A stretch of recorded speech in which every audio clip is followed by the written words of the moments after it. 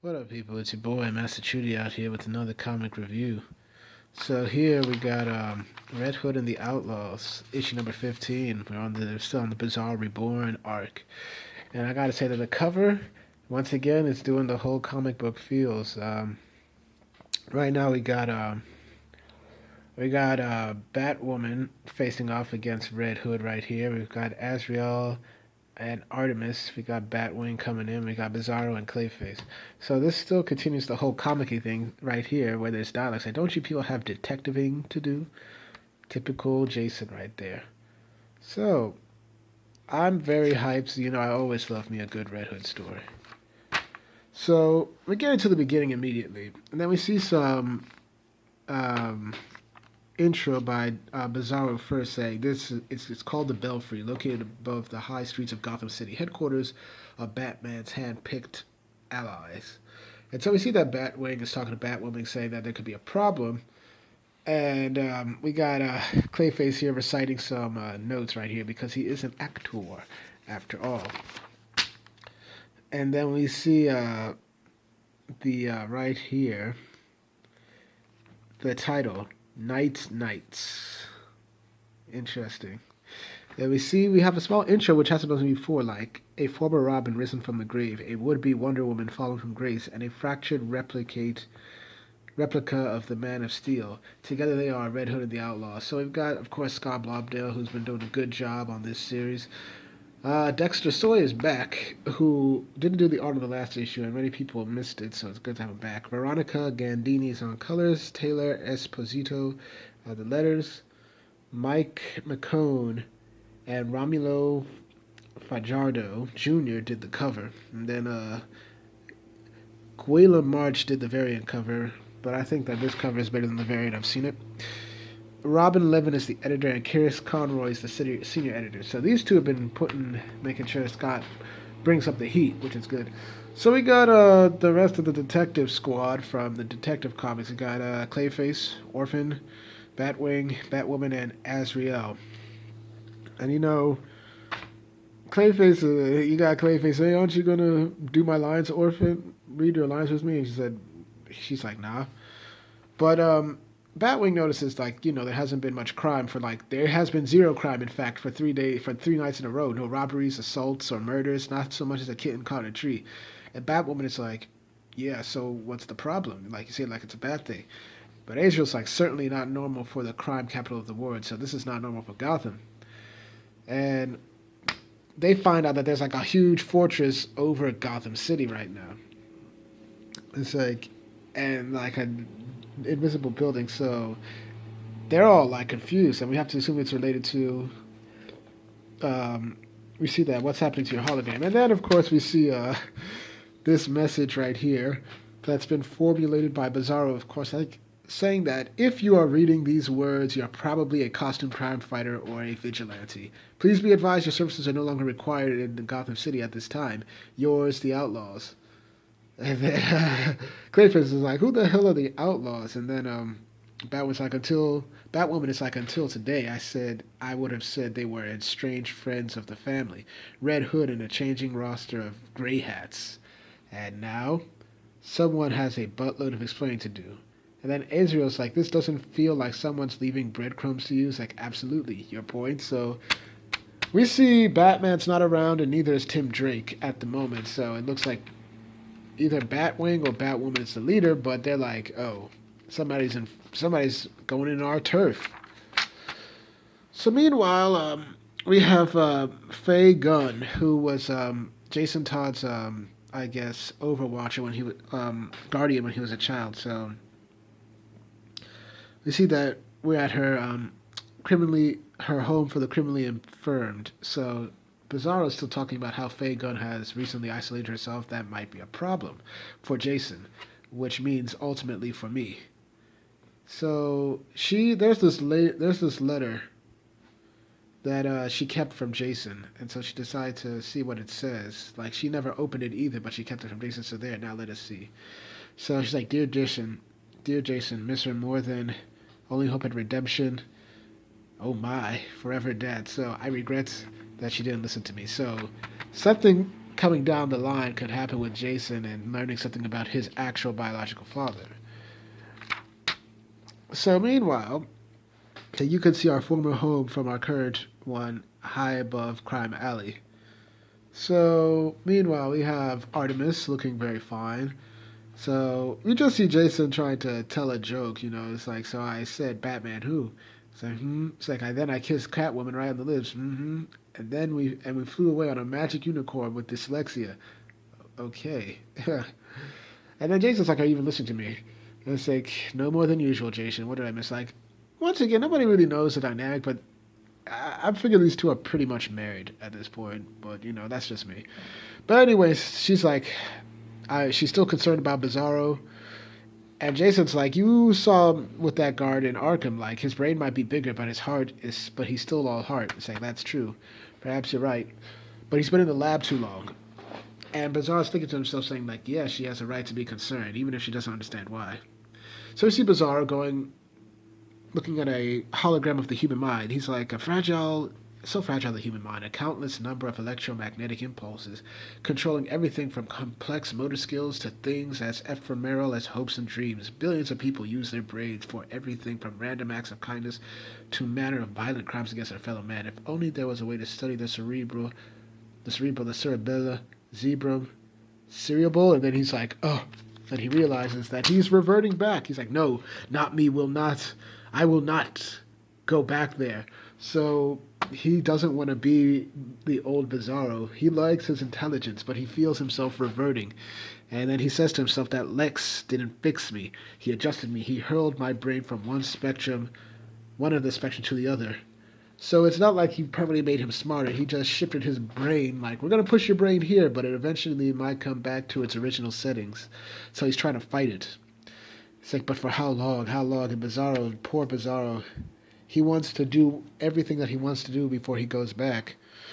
But he sees, like, my hands covered in mud. Oh, we know what's happening. So meanwhile, nearby, it's like, I'm just saying, Lex Luthor has never been known as a humanitarian. And then, like Jason brings up, man, when Bizarro was dying, you were like his PR guy. And she was like, nope, I was just being pragmatic.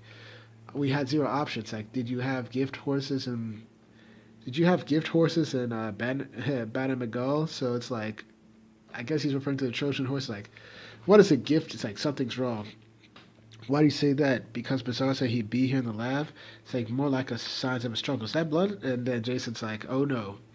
He knows what's coming. Worse than Clay. Only one comes to mind.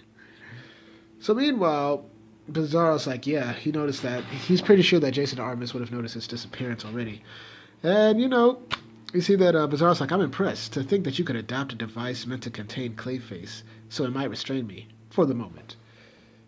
And Batwoman's like, it's going to last as long as it takes to get some answers. It's like, you came at us, you weren't even subtle about it. It's like, and Batwoman's like, you built a veritable fortress, but somehow allowed Clayface to slip in. Tell us why. It's like, simply put, because I can. Oh, looks like Bizarro's getting a little bit smug with his new intelligence. So meanwhile, Jason and Artemis are now looking for Bizarro. The hologram Bizarro tells Jason and Artemis that they can go through the quantum door and they'll be right at Bizarro's location. So Artemis and Jason, in this wonderful heroic pose, like, there's some good shots, man. Look at this, dang. Look at this. Oh my gosh. But anyway, it's like jetpacks and holograms and doorways from here to anywhere. None of this is disturbing you. And then Jason best put it, my best friends are a Superman clone and a stray Amazon. I like to think I'm an open-minded guy. Then we're getting ready for Superman, Imperious Lex. Then we get another fantastic splash right here. Bam, it's like, me, I'd say you are a poor judge of character. Batwink's like, how embarrassing. Did I just burst into the meeting of Bat Losers Incorporated? Oh. So it's clear that Jason doesn't care for these detectives at all. And then Batwoman's like, we didn't start this, Red Hood. But trust me when I say we're prepared to finish it. For reasons I don't understand, Batman hasn't made shutting you down a priority. It's like, unfortunately for you, Batman isn't here. And Jason is like, man, do you think I need Batman? It's like, Bizarro's with me. And Batwoman's like, the adults are talking, Jason. We'll be with you in a moment. And then, of course, The floor opens up and Clayface just comes in and scoops him up. And then Batwoman is like, I'll ask you last time, Bizarro, before anyone gets hurt. What are you doing here in Gotham City? He's like, my job. And your job too, apparently. We plan on eradicating crime here in Gotham. So you're either with us or you're against us. And we just see this smile on Bizarro. He's like, man, you ain't nothing to me. I got this intelligence right here. You got nothing. And so we see that Batwing is asking Batman if he's okay. He's like, is he okay? And then he's like, he's looking pale for mud. And then, of course, bam! We got the axe come out, mistress to me, and he gets sliced. It's like, ow. Then we get into some action right here. And we get some good banter. It's like, so Batwing, tell me, what was that? That was like was that like the last outfit at Bats R Us? Because it sucks. It's like, says the guy in a red helmet. So we're going after it. Everybody's just fighting. It's like, you call that a sword? So, dang, here we go. The battle has begun. Orphan comes in, and Artemis is like, Orphan, right? I'm morally opposed to beating up children, even ninja children. So she's like, get out before you get wrecked. And then we continue some more action. It's like, give up, Red Hood, but not right away. It's like, I like to say I'm not going to enjoy beating the crap out of you three. And then he just, whoop, boom, gives Azrael the uppercut kick. Gives Azrael a little kick, and then you just see Batwing has to move in. Then he gives a couple of shots to Clayface again, but I'd be lying. Artemis, throw your axe at Bizarro now, as you wish. Like, this is like the best team dynamic right here. They fight as one, and they think as one. So the axe comes, whoops, breaks the machine, and then we just see Bizarro booms. Like, yes, anybody ready to call it a day? But then he's thinking to himself, how liberating. I've been trying to keep my more impulsive and violent actions at bay, submerging my baser instincts. Now I can lash out organically in context, as part of my elaborate but wider subterfuge. So he's got something planned. And then Batwing is like, I know we've been trying to be nice as sort of a professional courtesy to another bat. And Batwing's like, screw that. We're going all out now. And then maybe you should have thought of that before you... Maybe you should have thought of that before you... thought this through before you called us out, Bizarro. And then Nightwing is like, who called out who? So we just see him facing against Azrael now and Clayface. But before Batwing is about to say, you don't, bam, Bizarro comes in and gives him a good punch in the face. Like, we're only guilty of trying to do some good here. It is not your place to judge us. It's like, judge, no, stop, absolutely. So Batwoman just throws in a little bit of a pill right here, and Bizarro's like, is that a throat lozenge? What was that, a throat lozenge? Like, it turns all your oxygen in your lungs to silicon, just long enough to take you down. So all of the air in Bizarro's lungs just turned into like sand, basically. That's deadly. And Jason just calls out Bizarro's name. Then Bizarro's out for the count. And it's like, this guy's only a month old, so help me God if you people hurt him. And then we just see Batwing just taser Jason in the back. It's like, he started it. That sounds really immature when I say it out loud. It's like, dang. It's like, away, child. Despite all your formidable skills, an Amazon you are not. So Artemis just gives Orphan bam right in the face. But then Clayface goes like this, night, night, bam. So she's out for the count, and Jason's out for the count, Bizarro's out for the count. Now the Outlaws are down after a pretty hard-fought battle. And Israel's like, now what? And Batwoman's like, now we call her. And that makes sense when you go to what they say, next issue, her, and the Suicide Squad. But then we see Bizarro saying, splendid. So this seems to be all part of his plan. What is Bizarro planning? So we see her and the Suicide Squad. Dang. Etrigan. I'm going to see Jason Blood in his own comic. Nice. Really enjoyed this issue. You know, it started off okay, then the action, it came through like it's been good. I've really enjoyed it. Really happy to review this. This is my favorite. If you're not buying Red Hood and the Outlaws, get it now. You got to make sure that this comic sales increase because it's good literature and good entertainment. So once again, I thank y'all for watching. Please like, share, and subscribe, and hit the notifications. Like, share, and subscribe, and hit the notifications. Once again, I thank you guys, for watching this video. I do these reviews for you, the people, because I want to get my comic mind out there and expand myself and hopefully build something on my channel. Not only for me, but for y'all. I got another video out today, coming up maybe later. I'll see y'all. Thank y'all for watching, and I'll see y'all soon.